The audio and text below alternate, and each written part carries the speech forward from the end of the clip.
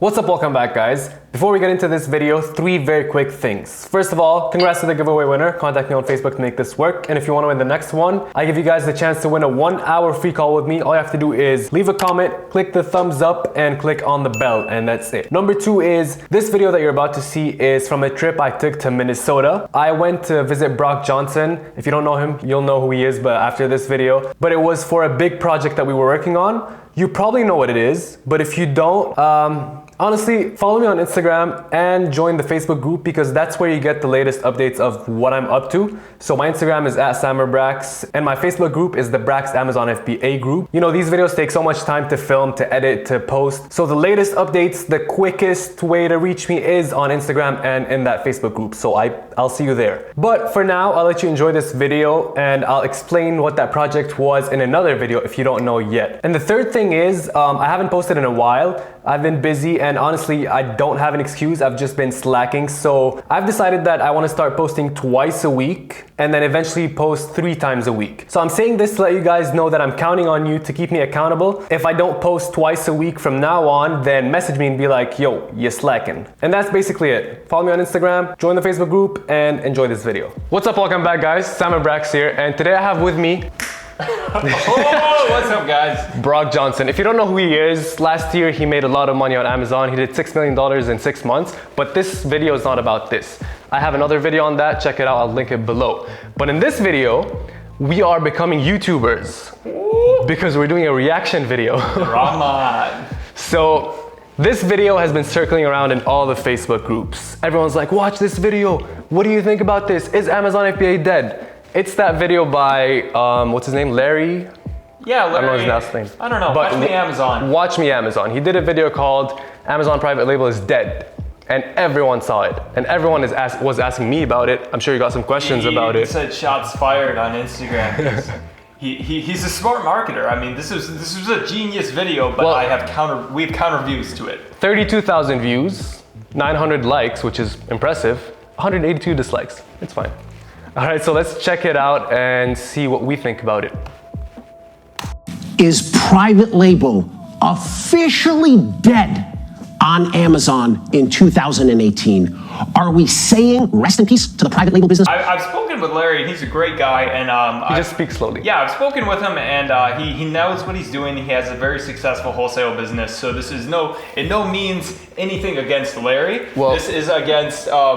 This is just the counter argument from our point of view. Well, what if he says something that I don't like? We'll see. Well, we'll see. We can still like the guy, but not like his opinion. I'm joking. Oh, all right, okay. Let's get into it.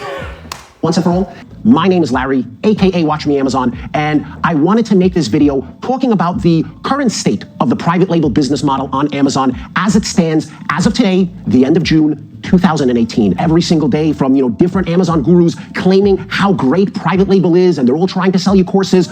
Most of these guys are frauds, by the way, so don't fall for it. Okay, most, but not us. But he has a point. Yeah, no. I mean, yeah, they're essentially, if somebody's selling you, if anybody uses the word passive income, run away. I might have used it, maybe. No, I don't think. Oh shit. I don't think I've used it. If anything, I'd say semi-passive. Yeah, I mean, once you get it up and going, it can be passive to a certain extent, but it's a lot of work. If you see a Lamborghini, just question it once or twice. Private label business really has undergone a complete transformation. For the most part, the business was typically, always been about cheap, generic products, a little bit of marketing, a little bit of Amazon manipulation. And since most of these products were manufactured in China, and you can have your manufacturer. What I'm assuming he's gonna say is that go the branding route and don't do the cheap, just slap a label on it route. Yeah. Is that a fair assumption? Yeah, I'd say that's what he's probably gonna say. Send your product. Which is 100% true. Yeah, I mean. Let's watch. Yeah. Products directly to, everything from competition being higher than ever and a lot of categories being completely oversaturated. Which is true. I will agree with that. You have Chinese manufacturers now trying to sell everything themselves. The first and probably the most important thing that I want to discuss is all the major changes Amazon has made to the review system over the last year, with the latest changes coming as recently as just 2 weeks ago. Reviews play a major part in the Amazon algorithm, which kind of affects how your product is ranked. Products that have a better overall review profile will rank a lot higher than products that have worse review scores or products that have little to no reviews at all. So true to a certain extent, but I've talked to Casey over at Viral Launch, and they have the largest set of data, and it's not really, it's more of products that are ranking high have typically been there for longer and are the best products, so they have more reviews. However, you do not have to have the most amount of reviews to be ranking. It's not really a factor in the overall ranking of the Amazon search algorithm. So that is something that is misleading, because I've gotten to the top of search results, and we've all seen it, where you see a product with 0 reviews up there that is ranking on page 1. Or just look at anything where you do a really aggressive launch strategy. So reviews really aren't that important. They're more so important for your conversion rate, and of course, to get more sales, you have to be doing sales. You have to be getting sales to get that conversion rate, to get the sales to rank for that keyword. So that's more of a after the fact thing. So reviews do not play a fact in the ranking. Yeah, I mean, Amazon likes reviews, and if you get more reviews, I'm sure it might help with the ranking, but it's not something that's going to get you to first page if you get more reviews. Yeah, it's the sales. It's just getting more sales to get the first page. Well, I sold some old Radio Shack stuff that I did on when I was doing retail arbitrage. It had thousands of reviews and it sucked and it didn't rank. So it should have been on top page, you know, like. Now, last year, Amazon completely did away with the whole incentivized review thing. They basically made it illegal to offer something in exchange for a positive review. So last year, that made things a lot harder. And now, I started private label after that, and I actually viewed that as an extreme competitive advantage that they got rid of that. It weeded out all the terrible sellers. So essentially, whoever had the most money used to be able to win. So it was the true business people actually win, and the smaller guys who don't have the money to just buy reviews have a better chance at being successful by making a different product. And now, because otherwise you could literally get 100 reviews right away by just boom, you know. So this is a much better thing. I don't view that as a negative at all. So if you're more serious about it now and you don't like, you know, playing dirty, you have an advantage now. Yeah, because like you'll find out if the emperor's wearing no clothes. The true products, the ratings are more real than they were before, and you can't just buy your way to success. Exactly. So it's a good thing. Now, over the last month, Amazon has been detecting and deleting reviews en masse, completely crippling a lot of people's listings. They are, basically what they're doing is they're trying to ensure that all reviews are authentic and verified and genuine. And another reason why it is so important to get positive reviews is to keep your product's rating above 4 stars. So, when your product falls below 4 stars, it takes a major hit on the Amazon algorithm. Very, very true. If you ever go below 4, you get to that 3.5, we've seen like 50% conversion drop. Yeah, and that's one thing that I hate about Amazon is that you're so dependent on those reviews. And if you get a bunch of fake ones, it's gonna hurt you. But at the same time, like, you can't be just scared of that. You just need to keep getting reviews and getting good reviews. That's it, right? Yeah, I mean, in my personal opinion, I've never really run into an issue where I've had a competitor getting mass. I've gotten several negative reviews, but I've never had somebody successfully in mass directly attack me and give me 100 negative reviews. It happens to some people, but it's more of a rarity, and that's probably only going to happen if you've really pissed off a big fish who is a bad black hatter, and that's just not the reality. Maybe 5 years from now, but hopefully they clean up the system by then. So that while that could happen, it's not very likely to happen. Yeah, I mean, I've had 1 or 2 that seem fake, like you can tell, but I also had like 20 other reviews that were good. So sure, you get the occasional fake one, but it's not gonna hurt that much. But at the same time, you kind of depend on the review to be over 4 stars. Yeah, you gotta be above 4 stars. Otherwise, like, I'm not gonna click on something with 3.5. Yeah, and I'm always fighting for good reviews. I'm always like trying to sell it to customers. When I travel in the US, I'm like, hey, do you want my product? Like, even if I don't know especially if I don't know the person, right? And if you got the occasional 1-star review, you just balance it out with 10 or 25-star reviews, and your feedback score stays high. But now, what happens is, you get a few negative reviews, and your organic positive reviews are not going to be enough to outweigh them. Your product drops below 4 stars, and then that's when it starts to get really, really tough. And so many private label gurus just don't address the issue. They don't talk about the issue because they either don't have the answer for it, or they're just lying to you guys. And in my experience... Yeah, a lot of them don't have the answer, and a lot of them are lying. We are in agreement, Larry. That is true. And these quote-unquote gurus are all giving out, bad information, telling you about inserts, directing you to their website, offering you free stuff, friends and family. None of that stuff works. And what's worse is it's mostly all against Amazon rules. And I know major accounts that have been suspended for doing the things that the latest and greatest private label gurus are recommending. So inserts, what do you think about that? I think that the insert is very powerful if used correctly. You have to do a pattern interrupt, okay? This video did a great pattern interrupt. Larry did this and it got a lot of attention and whatnot, but how do you use a pattern interrupt in a positive way to break the, essentially whenever you buy a product, you think it's like a big company behind it. You don't see the, what it really is. So what I've always done with mine is talked about, who I am, what my company is, and what our vision is, and what we're working towards, and why we're doing this. And by knowing it's a person and that they have a dream and a vision for the world, that makes all the difference. Because now it's like, that's a person. Mm-hmm. It's not a company. That you don't care about companies, but you care about people. Also, his point was that it's against TOS. Is it? It's gray. It's gray. It's gray. But every single product. But if you make your own product instructions, that's what I've done. Mm-hmm. Is on my instructions, I've had information about the company. Mm-hmm. So if this is a part of your product as a brand, now could it technically be against the Amazon terms of service? Yes, but yeah. I mean, every single product that you buy, especially the big brands, they have a card in them, they have a manual in them, they have their website on the box. Amazon can't stop brands. Now let's just imagine you buy a laptop from Apple. Are they not allowed to give you tech support? There has to be a certain line. So I think what Amazon specifically wants, technically they also have all these other rules on the Amazon platform. If you were to read through the whole terms of service, the question is, what do they enforce? And I always use this question of, does this add to the Amazon customer experience or does this take away? If you're doing something that's taking away, they're probably going to, lay down the hammer. But if it's genuinely adding to the experience or neutral, I think it's, you got to use your own judgment and yeah, perfect. Honestly, only see that situation getting worse. Also, after speaking to Amazon, they explained to me that they weigh one negative review more or higher than one positive review. So what I mean is a negative review holds more weight in Amazon's eyes than a positive review. So if you're getting negative reviews. Okay, so I've actually studied machine learning algorithms from several companies. I had my computer science degree and I was going and studying those really in depth. And the way that they use them is there's essentially all these factors that go into if a review is actually weighted. And from my understanding of how these systems are built at a fundamental basis, it actually has to do with the context of the product. So they use semantic analysis on all of the words in the review. And then they also take into account the reviewer's history in the past.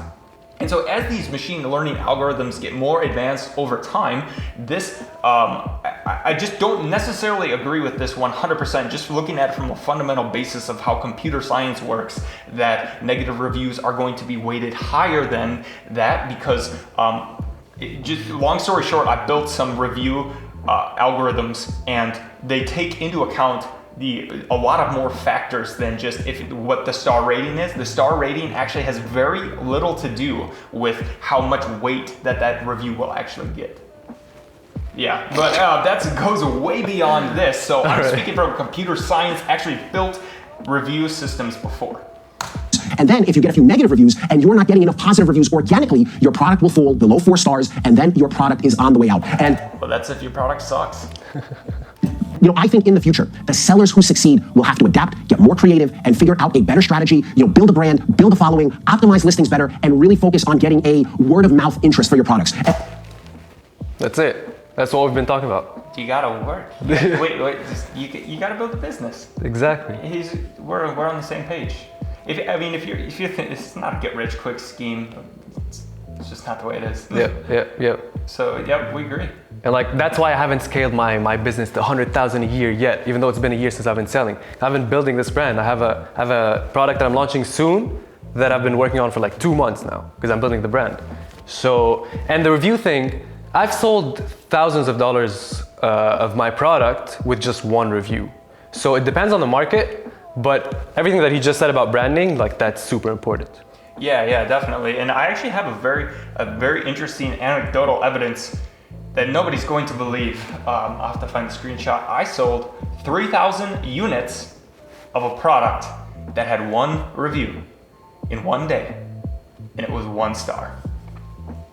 So, so the listing was... I sold 3,000 units on 1 unit and had 1 review, and it was 1 star. I mean, it's not typical. Yes, this was a very rare scenario, but if you have something that the market wants, I was able to convince 3,000 people in a day to buy a 1-star product. Yeah, I mean, same thing with me. I have an advantage in the market. I have something to offer better than others, and that's why they buy mine with 1-2 reviews over someone else. But yeah, the whole brand thing, yeah. Probably the most common thing that happens is listing hijacking. And listing hijacking is basically when someone, hops on your listing and changes the crucial details of your listing in an effort to basically sabotage you or to direct people, sometimes to their own listing or something like that. The second attack that I see a lot. So what do you think about that? You just had a case like that today. I don't like, somebody just changed 3 of my listings into a beach ball. And it's not a beach ball. It's not a beach ball. So, is there an answer, or is he right? This is the end of the world. It's tough, but there's ways that you can defend yourself. And I think that Amazon's going to crack down on it in the future. If they're going to, let's say that they're going to crack down on reviews extremely hard. How would they at the same time not crack down on this type of stuff? Why would they, if they're going to be taking positive actions towards this, I just believe at a fundamental basis, they're going to remove all of the manipulation over time.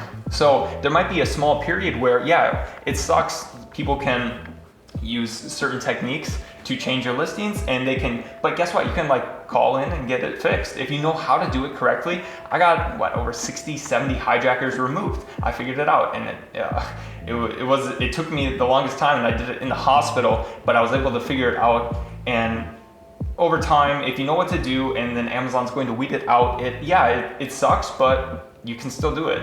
Yeah, hijackers is a thing. It happens, but you just have to figure it out. Yeah, and it only takes a little bit of change from Amazon into essentially what's happening is they're all creating fake identities and they're making new accounts. But what happens when they start to limit and do more inspections on things coming from these accounts from Eastern Asia or foreign countries, I think it's going to make a big change really quick here.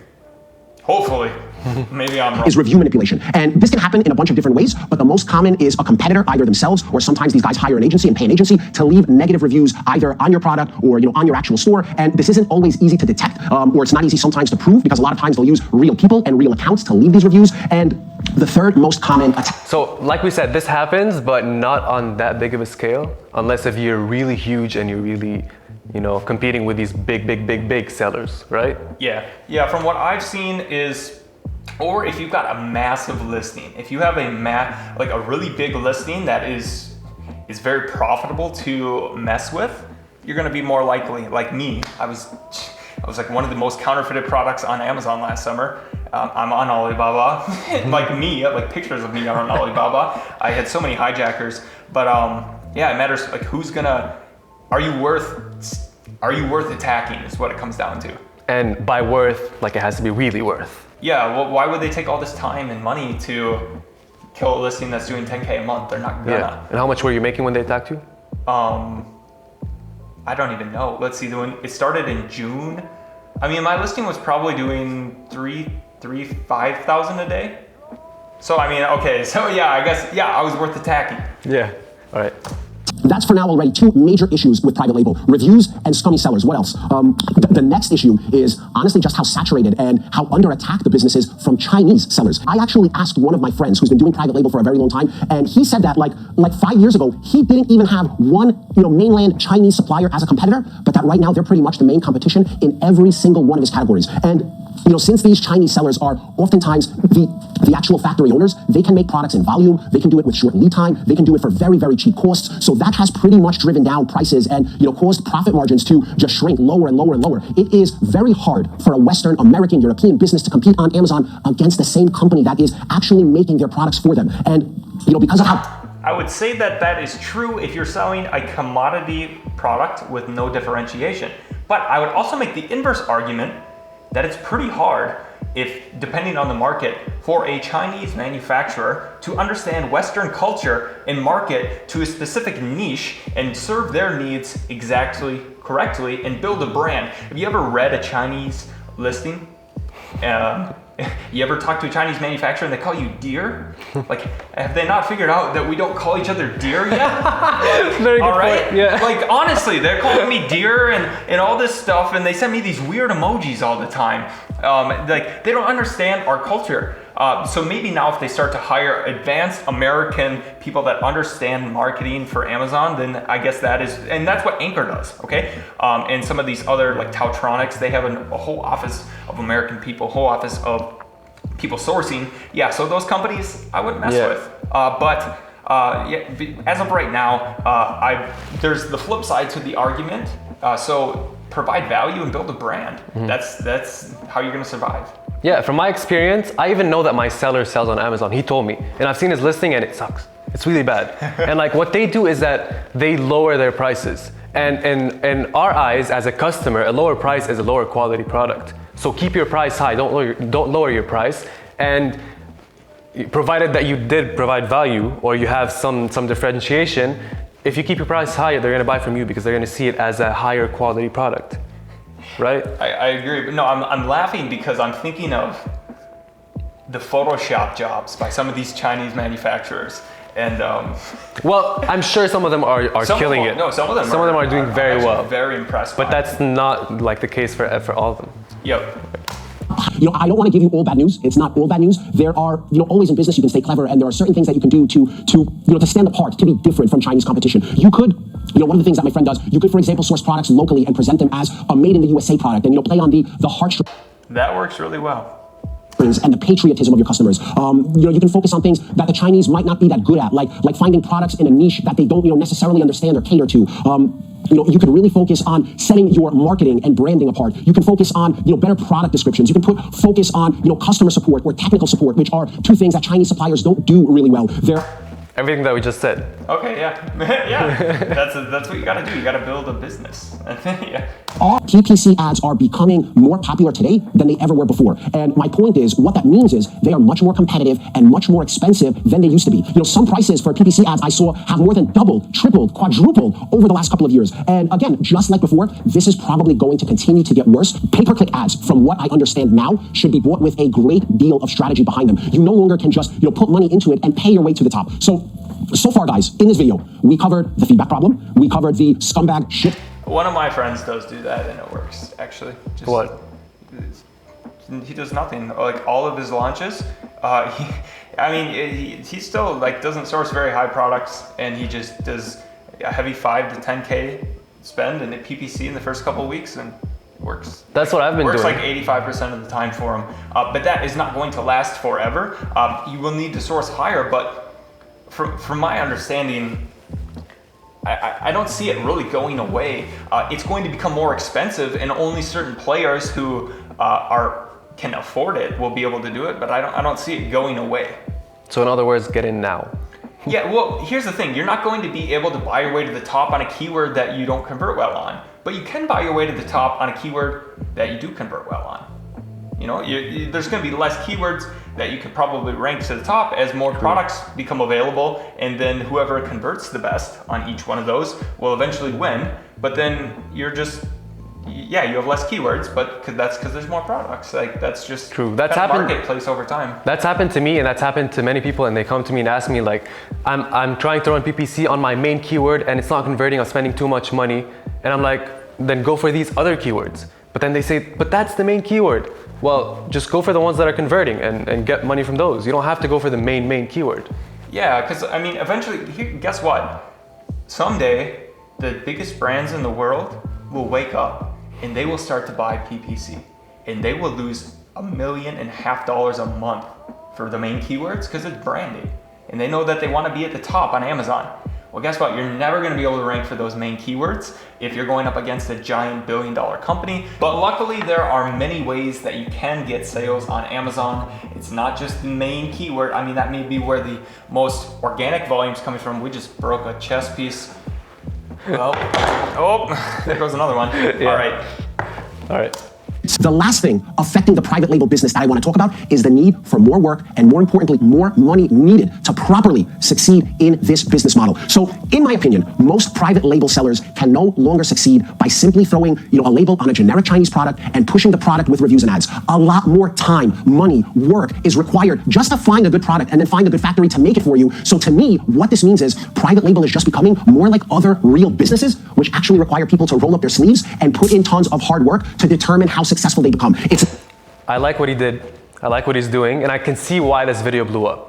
Like, first of all, people saw the title, they watched a few minutes and they're like, what? So then they come to our groups and they're like, did you see this video? Like, is it dead? Is it not dead? And then what he did was he called out all these guys that are saying it's so easy. And then for some reason, these guys, well, we know the reason, but these guys are getting the most views on YouTube. They're saying that it's so easy and it's so simple and anyone can do it in 5 minutes. Because nobody wants to buy hard work. True. So a lot of people are seeing these guys, so the majority of people think that it's that easy. And that's why that majority saw this video and they kind of woke up. True, yeah. So yeah. Yeah, no, this was a smart video. Larry, I like you. It's not the wild, wild west free-for-all that it was 2-3 years ago. And, to give you another real-world example, take a look at how important trademarks are now for private label companies.